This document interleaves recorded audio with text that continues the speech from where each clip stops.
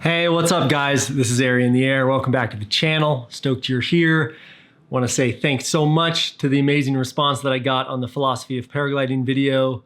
If you haven't seen it, check it out here.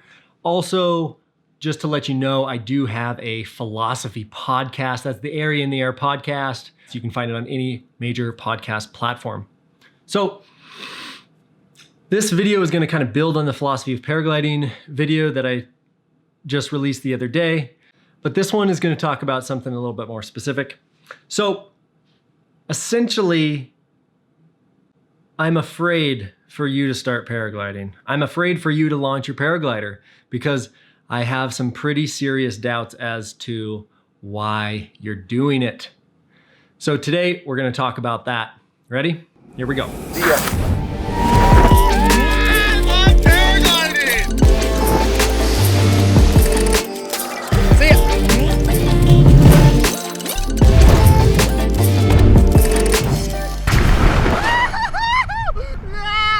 Okay, so yesterday I was at my local site and it's very eerie how this all serendipitously happened. It's nearly 1 year to the day that I watched a man die at the exact same spot. Yesterday, I was at the exact same spot in my paraglider that I was that day when I watched him crash. And yesterday, someone off of the same exact launch crashed in nearly the same exact place. It's crazy how serendipitous it was that I watched it from the same perspective, nearly 12 months apart to the day. I immediately did the same thing. I got on full speed bar, I pushed out, I stalled the glider, I came down as quickly as I could, and I went to where the person had crashed. Luckily, the circumstances were very different and the person was up and walking and fine. Not fine, but fine enough to walk down. So, as I talked to her, the first thing that happened was that she was trying to save face. She was embarrassed, she was humiliated, she was trying to play it off. And as we started to talk about this, I told her very directly, do not try to save face with me. It was 12 months ago that I watched someone die here, and he would have tried to save face too if he would have lived. We can't have that shit. We can't have that in paragliding. It will kill you to have a mask in paragliding, to pretend that you're somewhere that you're not, to pretend that you're tougher than you are, to pretend that you have motivations that are different than you do. You have to be real with yourself. This is why paragliding is such a beautiful practice to curate your personhood. It is a chance for you to be a better person, to see your motivations, to look at why you're doing things, and to come into right relationship with them. Paragliding is calling you into this, and if you ignore it, and you put on a face, and you put on a mask that pretends that you're somewhere that you're not, you are, one, putting your life at risk in vain, and two, you are missing the greatest opportunity that you've had for transformation likely in your entire life. Paragliding is an opportunity for transformation. Don't kid yourself, not 1 second. The reality is that paragliding is an incredibly powerful stimulus. It is such an incredibly powerful stimulus. The shit that I have seen, the shit that I have done in paragliding is hard to fathom. It is so incredibly surreal.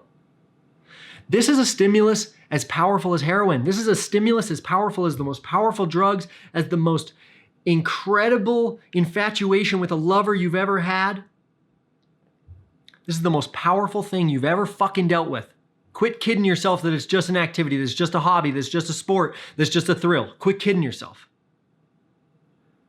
The reality is that paragliding is a powerful enough stimulus for you to cover up everything else in your life, for you to cover up how sad you are about your job, about your ex-wife, about the death of your parent, about your children, about the state of the world.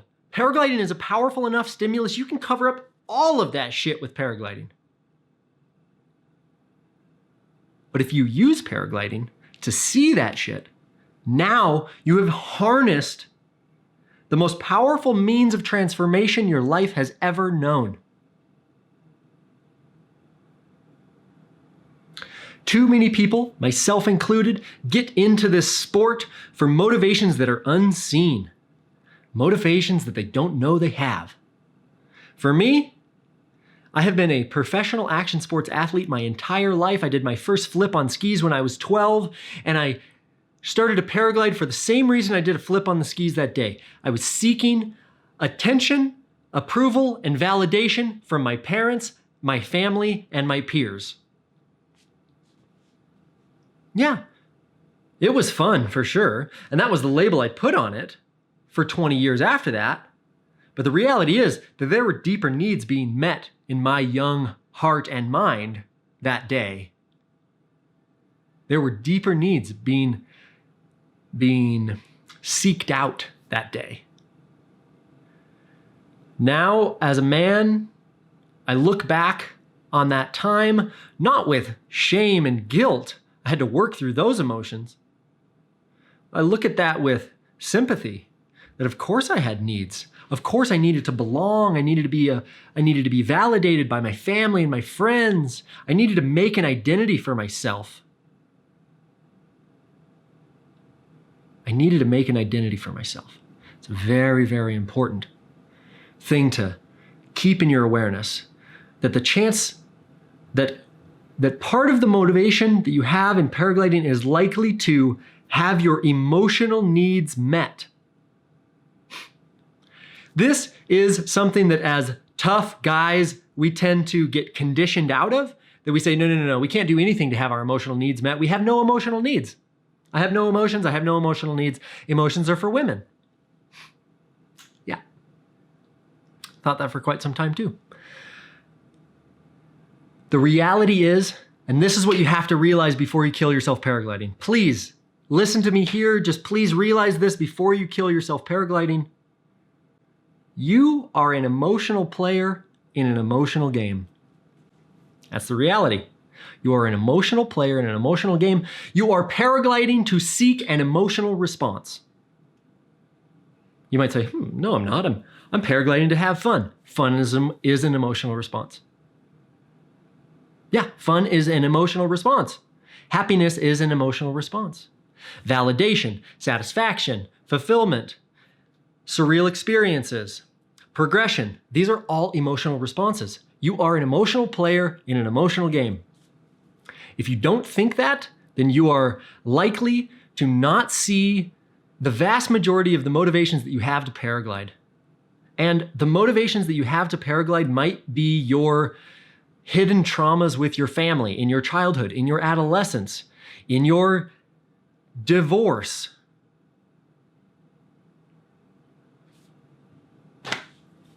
I have no shame for that. I acknowledge, appreciate, validate, and support all of the people who are willing to do the hard work of actually looking inside of themselves so they can see with clarity. I don't have that much respect for the people who are too afraid to look. No.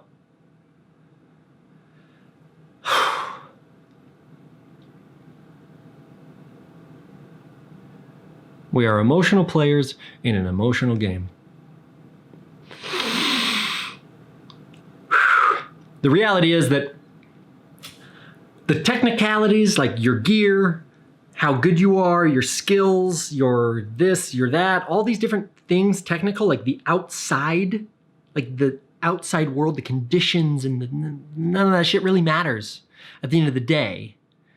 The entire USHPA, the entire rating system, the entire do an SIV, the entire have an instructor, none of this ever addresses this foundational thing of why the fuck are you doing such a life-threatening sport? And some people say it's fun. And some people say it brings me joy. And yeah, that's probably a part of it. And that's probably one of the positive motivations you have. But if you think of your motivations as an ecology and not as one reason, there's all kinds of motivations all the time to paraglide. And some of them are bright and beautiful, and you want to connect with your friends, and you want to be a part of a community, and you want to have surreal experiences, and you want to be happy, and you want to be fulfilled, and you want to progress in your life and be better and achieve mastery. Yes, beautiful, yes, those too. But there's also some fucking dark ones in there that you're afraid to look at, that if you don't, they could fucking kill you. They're because you need your father's approval. And you need to do something that's so risky and dangerous and incredible and impressive. You have to get his attention, so you do something crazy like paragliding. That might not be the case for everybody, but that's certainly one of the motivations that I had. I don't shame myself for that motivation. I have to acknowledge that that is a character in the car that at times can get a hold of the steering wheel, and the reasons that I've crashed are likely the times where he took full control of the steering wheel and stepped on the gas pedal and pulled the e-brake and drifted it and Dukes of Hazzard shit, man.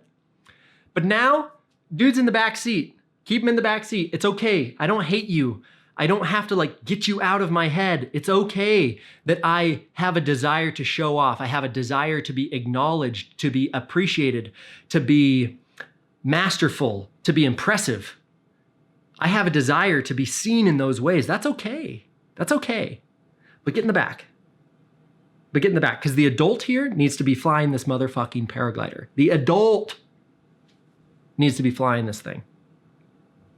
Not the little kid who wants to be seen. All right? That's okay. You're not kicked out of the car. I love you so much. I'm going to reparent you into a wholesome paraglide pilot that can flourish and support his community in a way that has never been supported. All right? Paragliding is likely the most powerful tool for transformation that your life has ever known. The question then is, will you have the courage to use it as such? I hope you do, and I hope this encourages you to. If there's something I can do to support your transformation, you let me know. Happy to do so. Thanks so much for watching. See you on the next episode. Peace.